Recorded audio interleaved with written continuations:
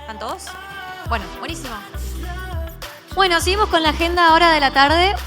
El próximo panel es de una de las principales industrias que predominan en nuestro país, la industria de la agricultura. Así que de la mano de InVenture trajimos estos panelistas. Así que a medida que los nombro les voy a pedir que suban y que les demos un aplauso. Así que tenemos a Delfín Uranga, CEO y cofundador de Silo Real. Un aplauso. Gracias, Delfín. Franco Biau, CEO y cofundador de Satellites on Fire. Gracias, Franco. Alejandro Girardi, productor de Agricultura Regenerative. Un aplauso. Spanglish. Y como moderador tenemos a Patricio Fernández de InVenture AgriFood Tech. Así que muchas gracias por sumarse. Patricio, te lo dejo a vos para que hagas lo tuyo. Bueno, primero muchas gracias a toda la gente de Squads y a todos los que organizaron esta semana tremenda y la verdad con muchísimos eventos. Les cuento primero una breve introducción sobre InVenture, que es un fondo de Venture Capital especializado en todo lo que es la cadena agroalimentaria. Sí. ¿Estamos bien ahí? Gracias. Les contaba, InVenture es un fondo de Venture Capital especializado en todo lo que es la cadena agroalimentaria. Surge de APRESID. APRESID es la Asociación Argentina de Productores de Siembra Directa, que la siembra directa es un invento argentino que adoptó el mundo. Y surge, el fondo tiene 2 años y medio, pero la realidad es que empezó a formarse mucho antes con un proyecto que era la Chacra Bioinnova, que básicamente era un proyecto para validar tecnologías aplicadas al agro, que funcionó bien, pero nos dimos cuenta que si realmente queríamos ver esas ideas crecer e impulsarlas, hacía falta invertir y apoyarlas no solo con el espacio, sino también con capital, y ahí fue donde surgió el fondo. Inicialmente fueron varios productores, miembros de APRESID. Hoy eso ya trascendió muchísimo lo que es APRESID, porque contamos ya con más de 100 inversores, en su gran mayoría productores agropecuarios. Incluso también algunas asociaciones. Está, por ejemplo, como inversor ACA, que es la Asociación de Cooperativas Argentinas, que tiene bajo su sombrero más de 40.000 productores agropecuarios de toda la región. Y básicamente lo que hacemos es buscar startups que estén transformando la industria y la manera en la que producimos los alimentos, que nos encontramos con grandes desafíos para los próximos años. En los próximos 25 años necesitamos aumentar un 40% la producción de alimentos, pero sobre todo necesitamos hacerlo de manera sustentable. Hoy ya tenemos un portfolio de 12 compañías invertidas. Vamos a cerrar el año en los próximos meses invirtiendo entre 18 y 20 compañías. Y la idea de armar este panel con estos speakers un poco era contar desde el lado de un productor como es Alejandro Girardi, que es especialista en todo lo que es la agricultura regenerativa, cuáles son los desafíos que tiene la industria en los próximos años. Y del otro lado, 2 startups del portfolio que hemos acompañado y que vienen a resolver algunos de estos desafíos, que lo están haciendo muy bien y también queríamos que las conozcan. Así que para no aburrirlos mucho más, Alejandro, te paso la palabra. Contanos un poco cómo ves la industria y cuáles son los desafíos que vienen en los próximos años. Gracias, Patricio. Y bueno, un poco dar contexto. Yo hice todo mi desarrollo profesional trabajando en compañías de primera línea de insumos del agro. Y en función a eso hemos ido aprendiendo a los golpes parte de lo que viene. El agro, como todos saben, es una industria cíclica. Hay años buenos y años malos. Y la demanda continua va a seguir. Sabemos que la población continúa creciendo, si bien en algunos lugares ya la curva de crecimiento no es la que era antes, pero el crecimiento continúa. Hoy somos 8.800 millones en el mundo y todavía hay mucha gente que no come todos los días y hay gente que se muere de hambre también. Así que la alimentación va a continuar. Por eso todos los que están invirtiendo en producción, en aumentar la producción, van a continuar y van a tener un buen negocio.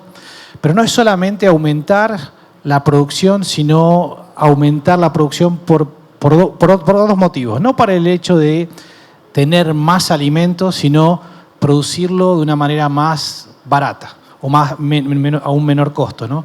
Evidentemente, quien en una industria como la industria de commodities puede producir más barato es quien gana a nivel competitivo mundial. Lo vemos en otras industrias como en la industria de la energía, el que produce energía más barata. Cuando están esos ciclos del mercado que sube y baja el precio, es quien se mantiene mejor, y eso es estratégico para un país como Argentina, que juega fuerte en ese sector. Y además esos ciclos sirven para profundizar algunas de las tendencias que está habiendo en la demanda de alimentos cada día más fuertes. Y estos ciclos o estas tendencias, vos ya las introdujiste, creo que cada vez son menos los que producen, porque lo producen de una manera más eficiente, más barata, y son más los que comen, y los que comen están preocupados por qué comen. Y quieren saber quién lo produjo, cómo lo produjo, de qué manera lo produjo. Y la sustentabilidad quizás para todos puede suponer solamente el consumo, la generación de carbono, pero va mucho más allá de eso y tenemos buenos ejemplos, creo que vos vas a hablar algo de eso, pero una de las preocupaciones más grandes que tiene el mundo es estamos bajando, talando bosques para producir la comida que yo termino comiendo o que termina alimentándome. Quienes trabajan en esas producciones están trabajando en condiciones laborales que sean justas o están siendo de alguna manera explotados, ¿no? Lo que se llama trabajo esclavo. Y a veces cuando yo hablo de trabajo esclavo la gente se horroriza. No es trabajo esclavo una persona con una pelota y una cadena, sino trabajo esclavo se define que quizá gente que trabaja en un campo no tiene la separación entre las camas para dormir a la noche que requiere tener. Y como no la tiene porque no cumple con la ley, eso se determina trabajo esclavo, ¿no? Trabajo infantil. ¿Cuántos productores agropecuarios en muchos lados del mundo tienen a los hijos que producen y que trabajan en el campo, pero sin embargo los menores tienen que ir a estudiar? Y trabajo infantil es otra de las preocupaciones de que consumen. La tala de bosques, como lo dije antes, pero también la generación de carbono y el uso de insumos. Yo trabajaba en una empresa del sector que producía insumos, además de semillas, y la preocupación, la crítica que hay sobre el uso de agroquímicos es fuerte. Creo que la mayoría de ustedes deben haber escuchado en algún momento, en algún post, la demanda que hay de reducción del uso de algunos insumos sintéticos en cuanto a lo que puede llegar a poluir o de lo que puede llegar a quedar en el alimento. Entonces, estas son grandes demandas, no son fáciles de resolver. Van a escuchar por ahí que los biológicos y que bueno, se puede hacer todo de otra manera. La realidad es que el productor sigue haciendo las cosas como las sigue haciendo porque las propuestas que se le ofrecen todavía no son del todo eficientes. Son caras, son ineficientes y no reemplazan de manera económicamente viable a lo que hoy el productor utiliza. Entonces, en el medio de todas esas soluciones hay que ir a una producción cada vez más sustentable con todas estas condiciones y además hay que producir más para que cada unidad producida salga más barata, porque si yo produzco lo mismo en una hectárea, la hectárea es la misma donde llueve, la misma cantidad de agua, la misma cantidad de tierra, la misma cantidad de fertilizante que utilizo.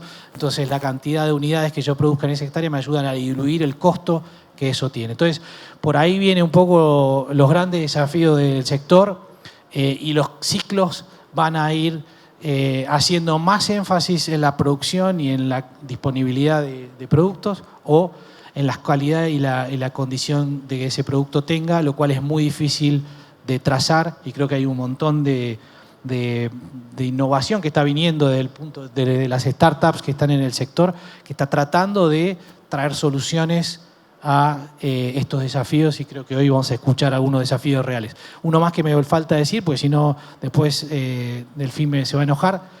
En la Argentina, a contramano del resto del mundo, el productor es muy saneado, casi no utiliza crédito agropecuario. Hay un camino enorme para desarrollar el crédito en la mayoría de los países de la región. Brasil, un país sumamente competitivo. Los productores no son dueños de los campos, el dueño es el banco. Los productores necesitan un plano zafra para producir. O sea, el apalancamiento que tiene el sector en el resto de Latinoamérica es enormemente mayor que en la Argentina, y en la Argentina es una enorme oportunidad en la medida que la macro se vaya acomodando. Así que eso es un poco lo que quería comentar para abrir a los chicos. Buenísimo. Te hago una sola pregunta que no sé si tiene una respuesta específica, pero ¿cómo hacemos para romper todas esas barreras que tiene el productor para acceder a esta tecnología y poder hacer más eficiente la producción, mejorar los procesos, abaratar esos costos que hoy tiene?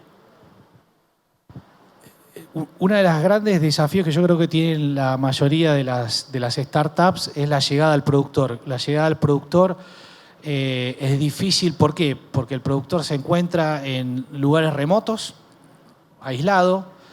El acceso a Internet no es el mismo que en otros lugares, el uso de Internet no es lo mismo que en otros lugares. Entonces, hoy estábamos escuchando una serie de soluciones que hablaba del panel anterior y habla de usuarios ávidos de la tecnología. Eso no es lo que sucede a nivel del campo. Hay que ir a buscarlos, e ir a buscar gente a un lugar remoto es carísimo.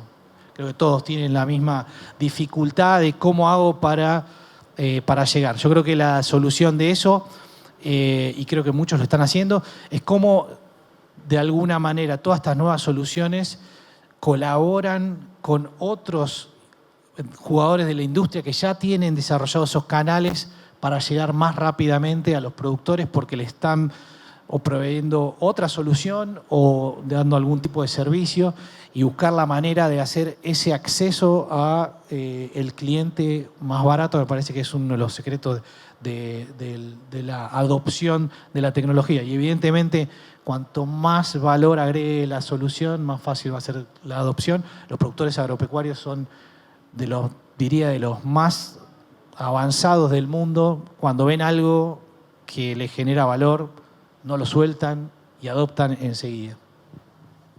Buenísimo, gracias. Y bueno, ahí uno de los desafíos que hablabas también es el acceso a la financiación para los productores, así que para eso le doy la palabra también a Delfín, para que nos cuente un poco cómo desde Silo Real tratan de, como una solución fintech enfocada en el agro, cómo resuelven también este problema para el productor. Bueno, buenas tardes a todos. Muchas gracias por esta oportunidad de poder contarles un poco de qué va en Silo Real. Silo Real, en cierta forma, la palabra silo tiene que ver con un lugar de almacenamiento, y real, activos reales. Todo esto que mencionaban recién, en definitiva, los granos, las vacas, el algodón, los rollos, lo que tenemos en el campo, en definitiva, son activos de gran valor y de fácil realización, que hasta ahora la única forma de ver ese activo era yendo a esos lugares remotos y constatando que efectivamente el activo estaba ahí. Hoy, a través de satélites, a través de un montón de tecnología que empieza a estar disponible para el productor, que por ahí la usa más que nada para gestión, que son muchas de estas AgTechs que están empezando a surgir, algunas para llevar los cultivos, otros para llevar el grano almacenado, otras para llevar el monitoreo de una vaca de tambo. Nos permite desde Silo Real tomar toda esa información, todos esos datos, y convertirlos en lo que llamamos pruebas. Uno, una prueba de existencia. Si yo soy un señor de un banco, BBVA acá, o el Santander, o el que fuera, y estoy acá en el medio de la ciudad de Buenos Aires, bueno, quiero realmente saber que ese activo que vos decís tener efectivamente está.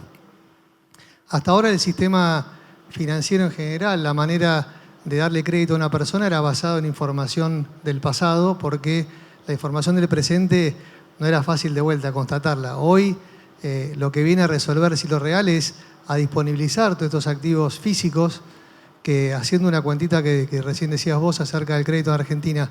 Argentina en esos activos, solo en ganado y en granos, tiene 80.000 millones de dólares. Bausili en el Banco Central no llega a 20.000. Y el préstamo, digamos, el financiamiento en Argentina son 12.000 palos. En Brasil es casi 1 a 1, o sea, la relación es 7 a 1. O sea, tenés 7 activos subyacentes disponibles contra 1 de crédito. En Brasil esa relación es prácticamente 1 a 1, y fue justamente lo que permitió que, entre otras cosas, que en Brasil explotara básicamente la agricultura y la ganadería. Entonces nosotros venimos a aportarle esa capa de negocios, esa capa financiera a estos activos físicos para que por un lado se vuelvan trazables. Entonces cuando vendemos un grano que estuvo almacenado en un silo bolsa, yo te pueda contar que es un grano con identidad y te pueda llevar en ese camión toda la información de las buenas prácticas, de que viene de un lote no deforestado y que eventualmente pueda viajar a un consumidor que está interesado por eso, que antes esa trazabilidad era compleja porque vos cosechabas ahora en mayo, abril, pero después el silo bolsa te permitía entregar diferido en septiembre, octubre. Bueno, ¿cómo mantenías esa trazabilidad de origen? Bueno, hoy con un satélite vos podés verificar que un silo bolsa se hizo en tal fecha, que tiene tal largo y que corresponde a tal lote, porque también por satélite podés verificar la fecha y el día de embolsado. O acá está la gente del Artirigoyen, que eventualmente te puede comprar ese grano que está almacenado ahí, que vos con tecnología se lo disponibilizás y hace una compra en origen. Y posiblemente nos evitemos un flete y emitamos menos CO2. ¿Por qué? Porque muchas veces para certificar que el grano está, lo llevo a un lugar intermedio, que se llama un acopio. Y ahí finalmente lo termino llevando a una fábrica. Pensemos que Argentina, de los 50 millones de toneladas de soja que exporta, solo 2 son en poroto, el resto lo procesa. Una máquina, una industria que tiene que procesar, trabaja 12 meses, pero la cosecha está toda junta entre abril y mayo. Y la verdad que el silo bolsa es una tremenda solución para que si uno puede tener en cierta forma segregada, verificada la existencia de ese activo y la condición, evitar pasos intermedios de fletes innecesarios, generar eficiencias, hay un ahorro entre 10 y 12 dólares de ir derecho a la planta que lo tiene que procesar. Y la planta lo recibe en noviembre, diciembre, enero, no cuando se cosechó, sino cuando lo necesita para producir. Bueno, esto mismo que hicimos con silo bolsas lo llevamos a vacas de tambo. Hoy la Argentina necesita tecnificarse fuerte en la producción de tambo. Uno ve lo que pasó en Brasil y uno ve lo que pasa en Argentina y la verdad que las producciones argentinas se mantienen estables en leche. Hoy simplemente mejorando esa productividad con eficiencia tecnológica, con tambo robot, tambo calecita, la verdad que se logra. Esa tecnología está disponible, lo que faltaba era el acceso a crédito. ¿Por qué? Porque muchos de los campos son justamente alquilados, hay un primo, un sobrino que se ocupa del tambo y hay 25 dueños, entonces poner el campo en garantía es difícil. En cambio una vaca no, la vaca es mía, la pongo en garantía. Bueno, gracias a este gobierno que desreguló justamente un título muy interesante que es el warrant, que antes era carísimo porque verificar si el activo estaba, había que ir a estos campos muy lejanos y bueno, vamos hoy que es miércoles, ¿qué pasa el jueves, qué pasa el viernes? Bueno, hoy con tecnología se vuelve verificable ese activo de manera remota y recurrente y le podés poner un warrant o un auto warrant de manera muy sencilla, entonces le pones un título de garantía fuerte a un activo que se vuelve visible.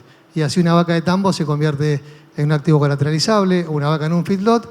Y en Brasil estamos con una caravana muy interesante que ojalá pueda entrar a Argentina porque eso mejoraría mucho la trazabilidad, pero al mismo tiempo te permitiría acceso a crédito que tiene un sensor de humedad, de temperatura y un GPS. Entonces vos sabés dónde está la vaca y que está viva. En teoría eso vale $1 hoy, vale 500 reales, con lo cual es $1. Y eso nos permitió hacer un caso concreto de crédito en Brasil. Y creemos que eso lo podemos traer a Argentina para que 50 millones de cabezas, que es lo que hay inmovilizado en vacas de cría, se puedan disponibilizar para acceso a crédito.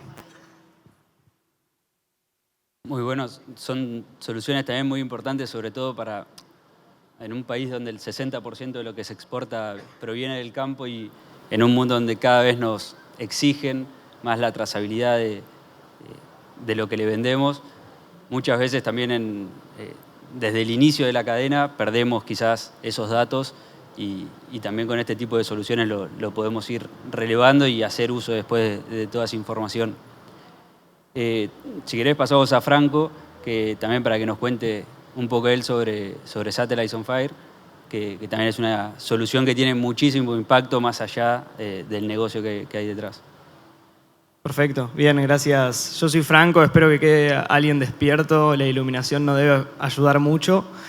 Yo soy fundador de Satellites on Fire, que empecé cuando tenía 16 años, en 2020, porque tuve amigos y familiares que perdieron sus casas por incendios en Argentina, en Córdoba.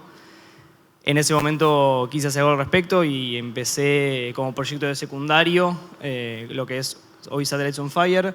que después de 4 meses de desarrollo en pandemia empezamos a hablar con productores y vimos que lo que habíamos hecho no les servía para nada. Así que ahí empezamos a hablar con cientos de personas que trabajaban realmente en su día a día con incendios, como parques nacionales, productores agrícolas, forestales, para conocer cercanamente la problemática. Y ahí lo que creamos fue un sistema de alerta temprana de incendios forestales y agrícolas y de deforestación, utilizando satélites que nos dan información cada 5 minutos, cámaras en torres de detección y nuestros modelos propios de inteligencia artificial, que luego de mucho tiempo de desarrollo, hoy en día están logrando superar a la rapidez del sistema de NASA por varias horas, que es el sistema más usado en Latinoamérica. Eso nos hizo crecer y hoy en día estamos trabajando en más de 56 millones de hectáreas a lo largo de 19 países, Latinoamérica, Norteamérica, Filipinas, África, donde en los últimos 3 meses ayudamos a atacar 400 incendios y trabajamos con empresas forestales de las más grandes del país, como por ejemplo Forestal Argentina, Pomera Maderas, entre otras. Hoy en día también como startup pudimos conseguir financiamiento de organizaciones como el MIT, la ONU y varios fondos de inversión de Estados Unidos, Europa y Latinoamérica, y crecimos al equipo a 16 personas que incluye expertos que trabajaron para NASA, la Agencia Espacial Europea, e intendentes de parques nacionales, lo cual ayudó mucho a mejorar la solución para que hoy en día llegue a este punto donde está. Y como hoy en día ayudamos quizás a productores, principalmente forestales, pero también ganaderos, por ejemplo, en Paraguay, enviamos mensajes por WhatsApp indicando las etapas iniciales de los incendios detectados por satélite o por cámaras en torres. De esa forma ellos ven las notificaciones en WhatsApp, todas las personas de la empresa la van a verificar teniendo las coordenadas del incendio. Una vez que la verifican, reciben información de las condiciones meteorológicas y de una simulación de cómo el fuego se va a propagar, para no solo atacarlo de una forma más rápida, sino también más eficiente y reducir las pérdidas de incendios que no se hubieran detectado de otra forma. Eso lo trabajamos tanto a nivel productores como también a nivel gobierno, como por ejemplo tuvimos un contrato nacional con el Consejo Nacional de Bomberos Voluntarios e implementamos el sistema en 70 centrales de bomberos del país que previamente se enteraban por llamada de vecino de los incendios en zonas donde no había nadie, entonces nadie se llegaba a enterar y se decían los incendios que vemos en las noticias y podían recibir mensajes de WhatsApp, enviar centrales de bomberos a revisar y poder apagarlos cuando todavía eran chicos.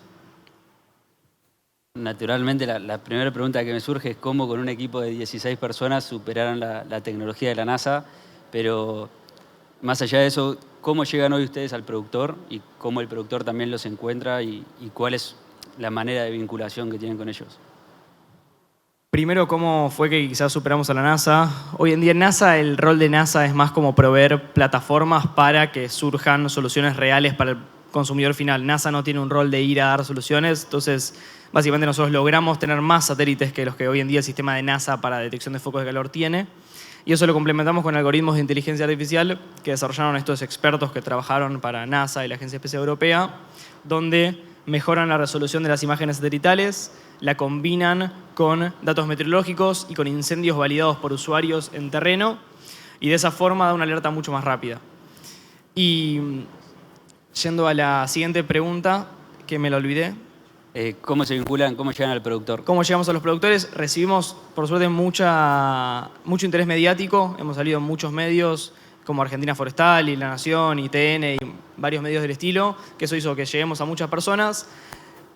Mucho fue por referidos, empresas que les sirvió el sistema y quisieron recomendar y así fuimos llegando. También los incendios es un problema muy comunitario, entonces si algo te sirve vas a querer que el vecino también lo tenga, porque los incendios en general suelen también ocurrir por predios vecinos, en muchos casos.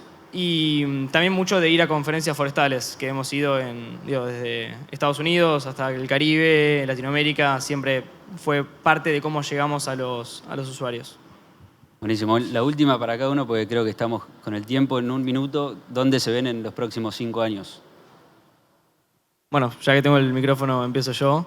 Hoy en día estamos en un proceso de mejorar los modelos de inteligencia artificial para poder detectar los incendios de forma más rápida y poder monitorearlos y predecir la evolución de forma más eficiente. nosotros apuntamos a hacer la tecnología para protección de bosques a nivel global, y eso incluye no solo incendios, sino también los distintos riesgos que puede tener un bosque, como plagas, deforestación, que también detectamos, incendios, y en ese sentido estar en todas las etapas de un incendio, desde prevención hasta el apagado. Y bueno, hoy en día estamos dedicando mucho tiempo a incrementar las ventas en los distintos países de Latinoamérica para poder crecer más rápido y de esa forma incrementar el equipo, mejorar más el producto y levantar próxima ronda de inversión a fin de año, comienzo del siguiente. Buenísimo. Delfín. Bueno, nosotros nos vemos también en múltiples países. La verdad que estamos haciendo acuerdos con empresas como de Laval, que eso nos hace ya pensar globalmente. La solución que estamos implementando sirve en todo el mundo. En el caso de las vacas sirve no solo para crédito, sino también para asegurarlas. Y bueno, esta compañía que está presente en 100 países nos está llevando de la mano a todos esos países. Y la verdad que es impresionante cómo el software producido en Argentina, compitiendo en cierta forma contra todo el mundo, permite que se pueda escalar tan rápido, no importa dónde estés basado. Así que nos vemos en múltiples países y con múltiples activos, haciendo acuerdos con varias compañías, Actex, que son las que están proveyendo estos datos, que los convertimos en contratos. Bueno, yo me veo produciendo 1 tonelada de soja a la mitad del costo que tengo hoy y con mucha más información de la que tengo hoy para descomoditizarlo lo máximo posible. Muchísimas gracias a los tres por haberse sumado al panel. Gracias a todos los que también estuvieron acá escuchando. Es una semana intensa con muchos paneles, uno mejor que el otro, así que gracias por el tiempo y de nuevo gracias a la gente de Squads.